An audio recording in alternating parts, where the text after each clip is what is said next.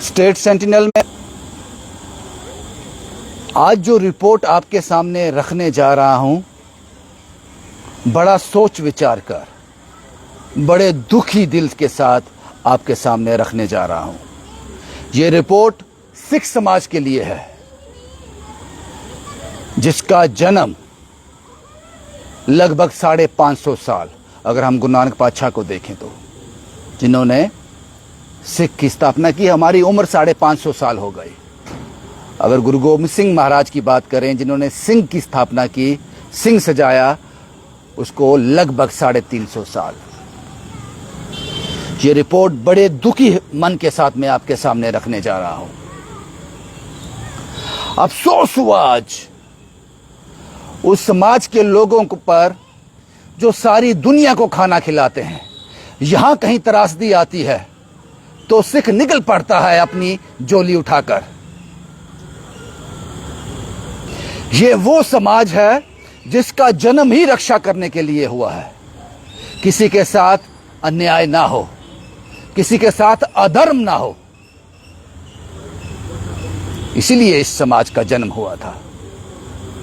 लेकिन आज बड़े दुखी हृदय के साथ ये रिपोर्ट आपके सामने रखने जा रहा हूं मैं। आज से पहले मेरे पास बहुत सारी वीडियोस आती थी गुरुद्वारा साहब से। यहां पर जिस पगड़ी के लिए गुरु साहब ने 4 वार दिए, 4 साहिबजादों को वार दिया, उस पगड़ी को मैंने बेइज्जत होते हुए देखा गुरुद्वारा साहब में। ऐसी वीडियोस मेरे पास आती थी और बेचने वाला भी सिख होता था। मैंने आज तक नहीं चलाया। मैंने कहा गलत मैसेज जाएगा। हमारी उम्र 550 और 350 साल हो गई है, गलत मैसेज जाएगा। लेकिन आज मैं मजबूर हो गया हूं। अगर सच को ज्यादा देर तक छुपा के ढक के रखोगे तो उसमें से बदबू आना शुरू हो जाएगी। इसलिए आज आपके सामने रखने जा रहा हूं कुछ बातें। आज मैंने एक गुरुद्वारा साहब में एसडीएम साहब को देखा, तहसीलदार साहब को देखा, एसपी साहब को देखा, उनके साथ पुलिस का बड़ा अमला देखा। ये लोग क्या कर रहे थे गुरुद्वारा साहब में? ये उस महान गुरुद्वारा साहब में एक छोटी सी प्रधानगी के लिए आए हुए थे। मेरा सिख आपस में लड़ रहा था, मेरा सिख आपस में इत्तेफाक नहीं करता था। इस पगड़ी की फिर बेइज्जती ना हो जाए, ये फिर नीचे ना गिर जाए, इसलिए ये सब लोग आए थे। एसपी साहब पूरे पुलिस के अमले के साथ, लेडी पुलिस साथ थी, तहसीलदार साहब, एसडीएम साहब फैसला करवाने के लिए आए थे किसी गुरुद्वारा साहब का, एक महान गुरुद्वारे साहब की छोटी सी प्रधानगी के लिए। जब आप अपने फैसले खुद चारदीवारी के अंदर नहीं कर सकते तो मैं किस सिख समाज की बात कर रहा था कि जो गठरी उठा के चल पड़ता है सारी दुनिया को खाना खिलाने के लिए। इसलिए मैंने कहा मेरे पास बहुत सारे वीडियोस आए, लेकिन आज तक, मैं पहले भी एक चैनल में काम करता था, उसके बाद जिस चैनल में हूं मैं, लेकिन मैंने कभी नहीं चलाया। शायद वो मेरा इनजस्टिस था। वो हर एक वीडियो चलाना चाहिए जो गठित होता है, जो गठित होता है वो चलाना चाहिए। आज मैं मजबूर हो गया आपको ये कहने के लिए। मेरे भाइयों, मेरे दोस्तों, मेरे बुजुर्गों, मेरे समाज के लोगों, ये मत सोचना कि आज रविंदर सिंह जर्नलिस्ट बात कर रहा है आपसे। आज एक सिख बात कर रहा है आपसे और आपसे हाथ जोड़कर गुहार करता है। गुरु साहब ने कहा था, हो सकता है मेरे कहने में थोड़ा अंतर हो, मैं सही तरह से नहीं कह पाऊं, इसके लिए मुझे माफी देना। उन्होंने कहा था 4 मोए तो क्या हुआ, जीवित 100,000। ये वही 100,000 हैं जो आजकल गुरुद्वारा साहब में एसडीएम साहब को, तहसीलदार को और एसपी पूरे अमले के साथ पहुंचते हैं, कहीं इस सिख की पगड़ी की फिर इंसल्ट ना हो जाए, ये लड़ना पड़े आपस में। एक महान गुरुद्वारा साहब की छोटी सी प्रधानगी के लिए लड़ रहे हैं।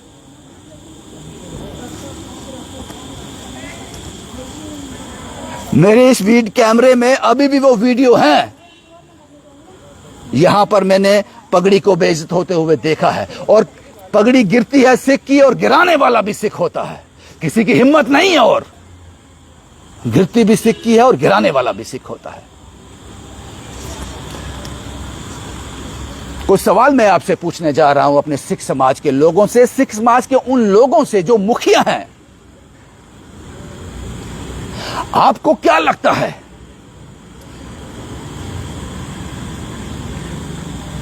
सिख समाज की उम्र 350 साल लगभग, अगर गुरु नानक पातशाह से काउंट किया जाए तो लगभग 550 साल, शायद उससे ज्यादा। कितनी उम्र होगी और इसकी?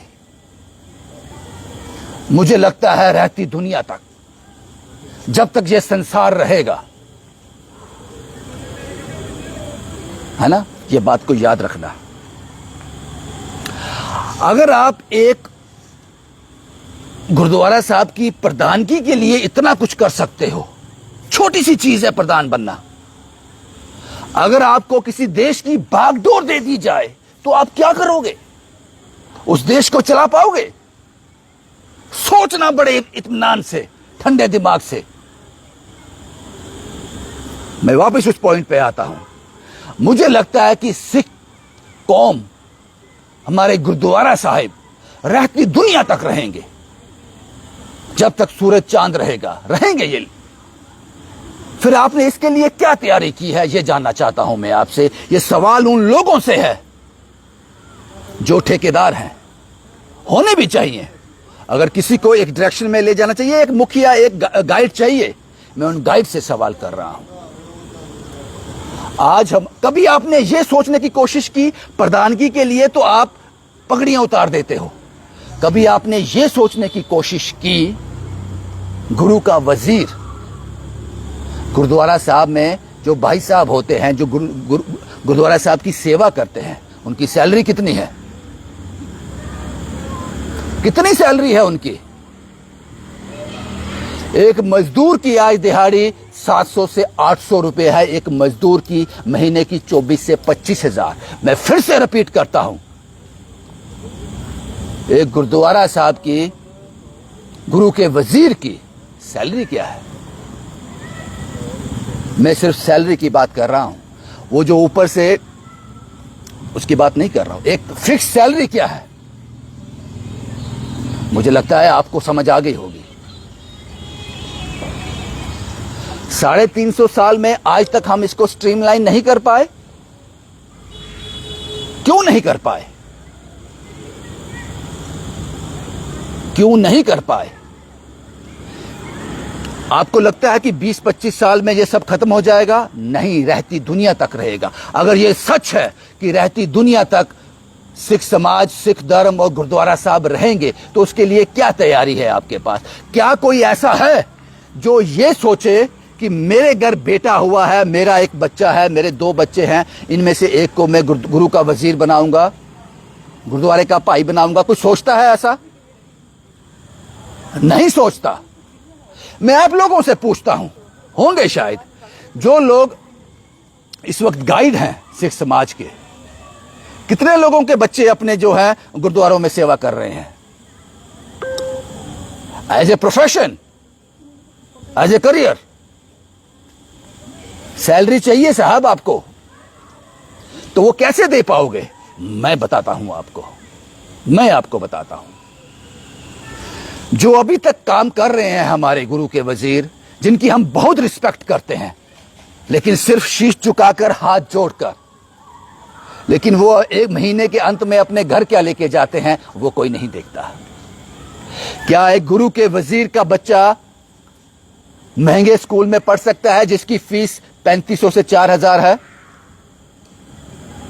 पढ़ सकता है। क्या एक गुरु के वजीर का बेटा या बेटी जब बीमार हो जाए एक अच्छे हॉस्पिटल में इलाज करवा सकता है?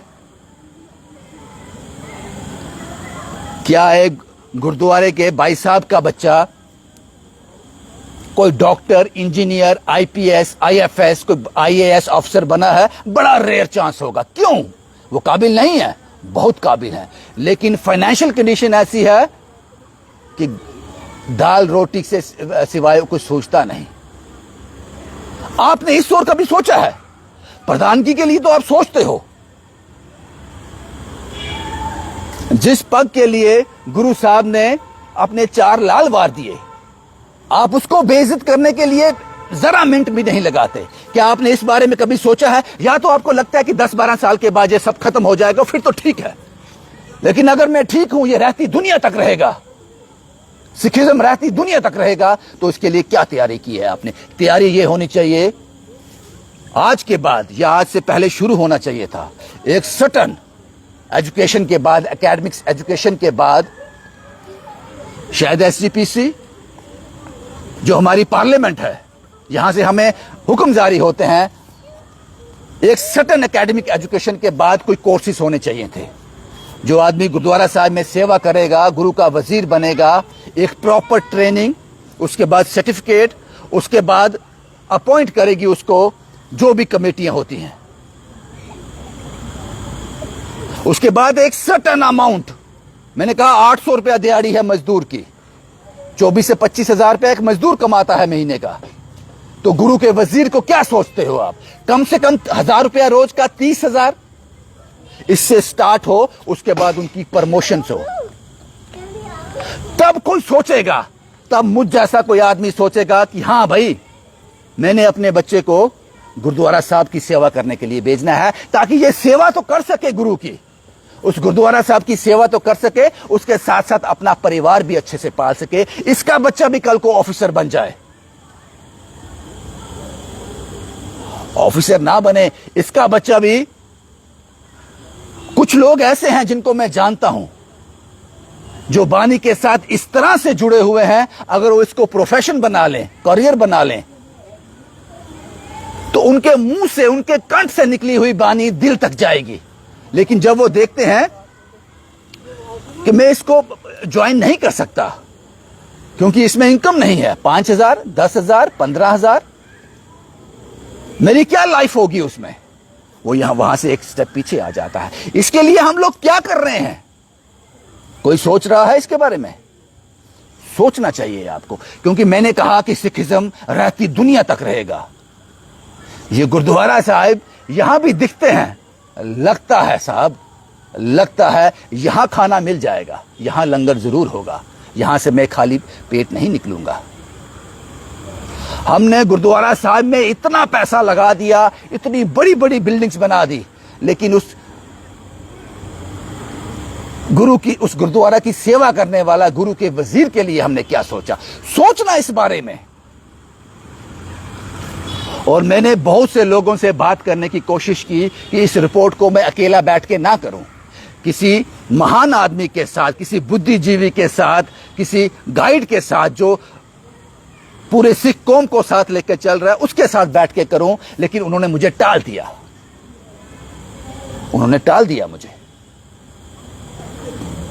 और शायद ये रिपोर्ट मैं अभी भी नहीं करता, इस सच को और नीचे दबा देता। लेकिन जब आज मैंने उस गुरुद्वारा साहब के बाहर पुलिस का बड़ा अमला देखा, लेडी पुलिस देखी, आपको क्या लगता है वहां से जो राहगीर गुजर रहे होंगे पूछते होंगे इतनी पुलिस यहां क्यों आई है इस गुरुद्वारा साहब के बाहर?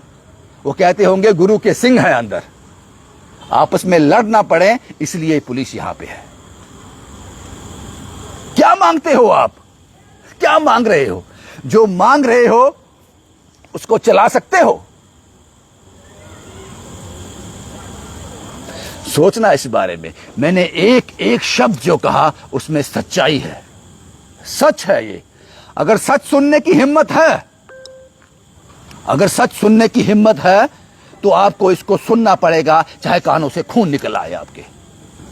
और अगर इससे आंख चुराना चाहते हो, इसको सुनना नहीं चाहते, ये है तो है लेकिन सुनना नहीं चाहते, तो ये इस वीडियो को मत देखना। मैं जानता हूं जो गुरु का सिख है, गुरु के आदर्शों पर चलता है, वो आज अंदर से गमगीन है, टूटा हुआ है, दर्द में है, कराह रहा है।